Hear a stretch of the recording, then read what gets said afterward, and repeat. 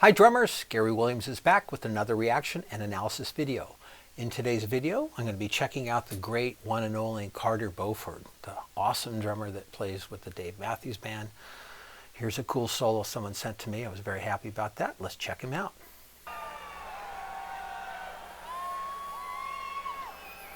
Nice. Ooh, love that stuff. Sounds like mallets, single stroke rolls. Yes. Love the dynamic slowing and increasing speed with soft and loud. Kind of like Tony Williams stuff, if you listen to Tony Williams.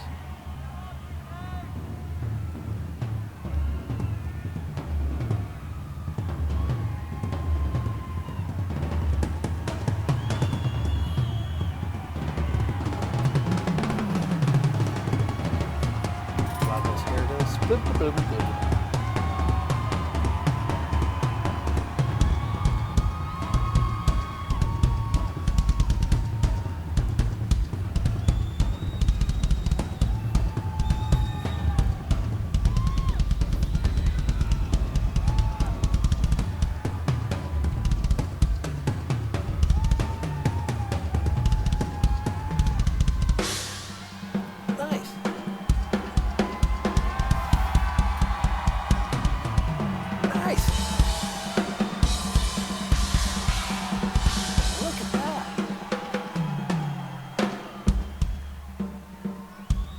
All right, I'm going to just pause it to just say, wow, very cool already. I love how it's very dramatic at the beginning with the crescendos of, and he kind of slows them down as he gets louder, faster, different pitches again, like Tony Williams would do, but with the mallets, something a lot of the great drummers would do back in the day, would play a portion of the solo with the mallets. Loved how he sort of like switched to one stick, one mallet as he's transitioning, and after a very short period of time in those swells, single stroke roll kind of waves, rhythmically speaking, then he sort of had a little groove. It took a moment for me to feel like, here's the downbeat.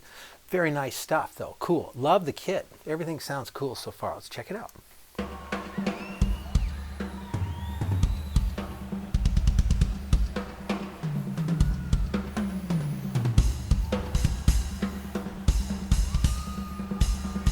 Love the splashes.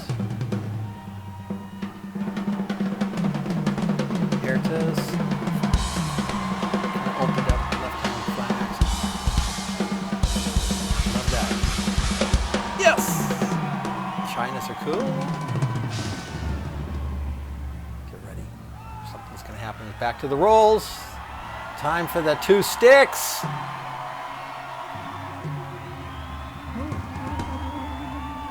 Something else going on?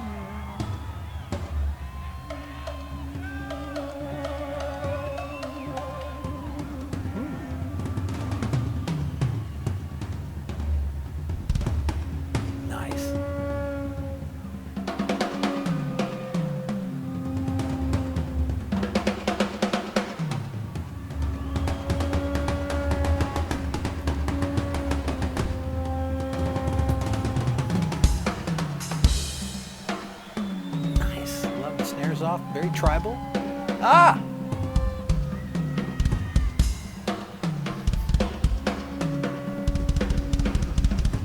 One up, two down.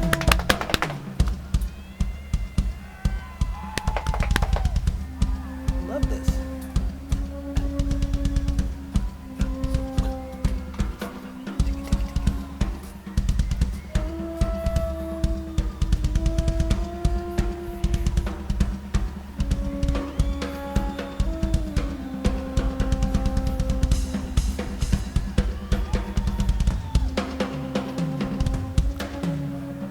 Okay, I'm going to pause it right back there. Now, if you look up there, you'll see that his ride cymbal is actually on the left-hand side of the drum kit.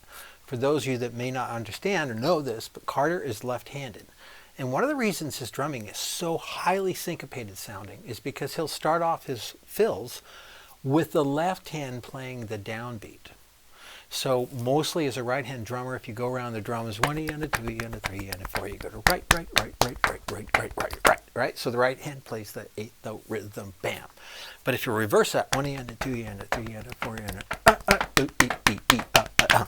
so everything the right hand does tends to be in the E and position between the left hand lead 8th notes. What that does is creates a highly syncopated sound to all his fills.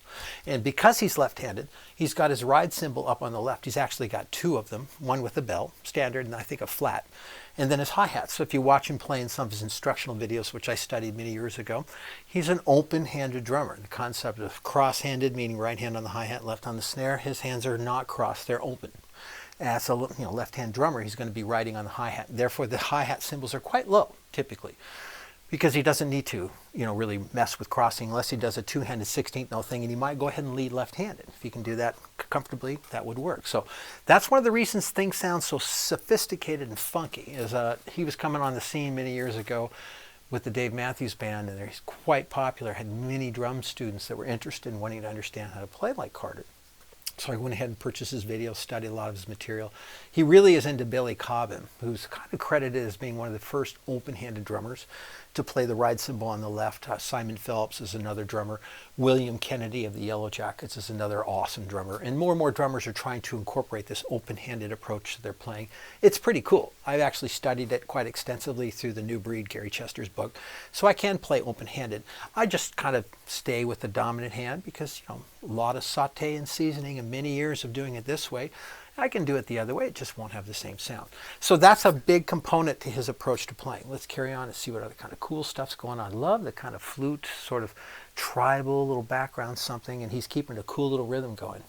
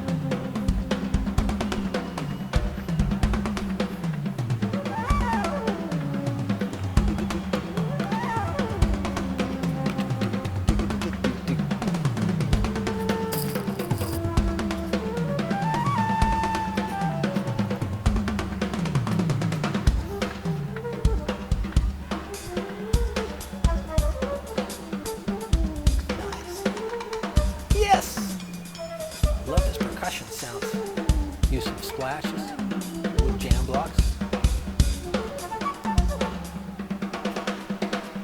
Another 2, 3, 3.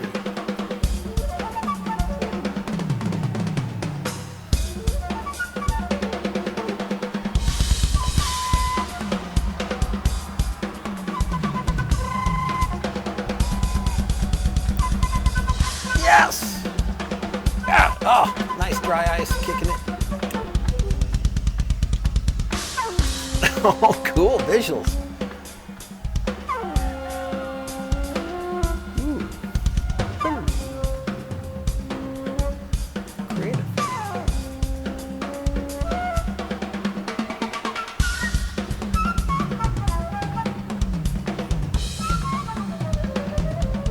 There's one right there. Oh, no, there's the other one. Oh, check.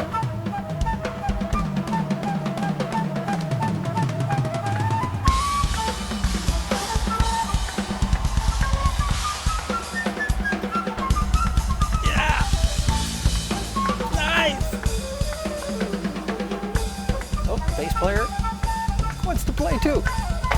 I heard a couple bass guitar notes.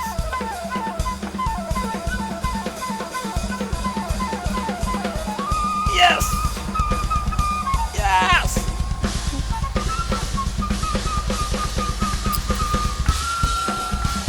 He's so funky. Love it. Yes. There's the bass. That was so cool.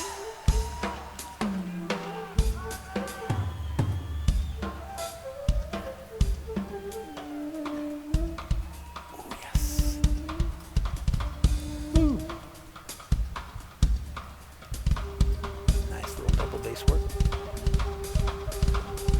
See, open-handed, there it is. Nice. Little double bass cross stick works.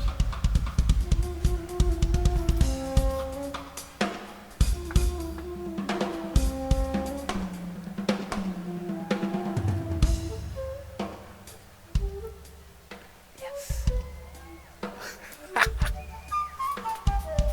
Yeah. Oh, that's so cool. A flute drum set duet.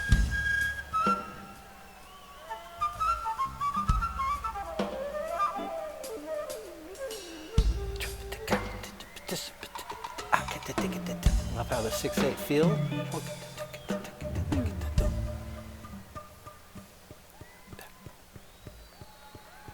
Yeah. Oh, wow. That was very, very cool. Oh. Yes.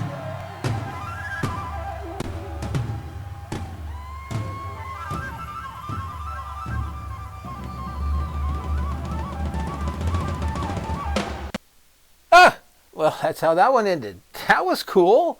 I really like that. I love these kind of musical solos where they go on these little adventures rhythmically, or they go on these, like, if you will, movements where there's those different parts beginning with the slow, fast, kind of single strokes, soft, loud, soft kind of effect into kind of a tribal tom thing, and really kept the whole tribal thing going through the whole thing, which was kind of cool in many respects. Got some really funky stuff going, a little transition to the 6/8. It's my sense that as they toured and bands get to play many shows, they evolve. From my experience playing with a lot of improvised music, that's mostly what I like to do, is have standard tunes in terms of, not standard, but melody sections, and then it's open for solos and lots of improvisational interaction between myself and the other members of the ensemble. So it evolves. If you repeat tunes, certain things get added. And it's almost like a story where you get a little bit more, and the longer the story is added, the taller the tale it becomes, in the sense that more details seem to be added by each person. So you can evolve things, and I'm kind of guessing they sort of explored this, and then maybe one night he did a triplet thing. A lot of these great musicians don't talk about these things. In fact, they don't really want to. It would almost spoil it if it's too planned. That's kind of the difference between the more classically oriented approach to things that's really more math-minded versus the improvisational, intuitive, reactionary approach, where people really want to have a musical conversation with their instruments, and they want to kind of test the boundaries sometimes. Especially if you do a lot of the same material, you might try more and more new things. Some work, some don't, but that's part of the fun. They're all great enough musicians to whatever happens, they're not going to lose a sense of pulsation and timing and phrasing. So I really enjoyed that. Kind of reminiscent of some of the Jethro Tull with Ian Anderson's flute playing. But this was really kind of a different take on a drum solo and a flute solo combination. So I really liked it. Carter's just a great drummer. Really enjoy his very funky sound. He's got the old vintage recording custom birch shells, with 2-ply heads. And it's just a great old school kind of 70s funk reminiscent quality to his sound. Love his cymbal work and his percussion-y stuff. And many of you are probably familiar with a bass player named Victor Wooten, probably one of the greatest bass players, electric players on the planet. And he really loves Carter's playing. It's one of his favorite drummers from my understanding. And he had an instructional video I studied some years ago, and he used Carter. And the main reason I watched it was because Carter was playing on it, and I wanted to check out some more of his playing. So anyways, that's the great Carter Beauford from the Dave Matthews Band. Awesome solo. He has some great instructional stuff. You really want to get inside his head more and figure out what he does. Again, the left-hand lead is a very big component to his very funky quality and his sound of his drumming. So I hope you liked it. If you did, give me a thumbs up, subscribe to my channel, hit the notification bell, personalize it, and if you're interested in drum instruction, I got the information in the text box below. I also have some very cool 8-week online drum set courses where in that course curriculum, I'm offering some private instruction and coaching as well. So that link is below, as well as my cool Facebook group called Drumset Artistry Mastermind, and that's a free group. So check those out. Until then, I'll see you on the next reaction and analysis video. Have a great day. Bye-bye.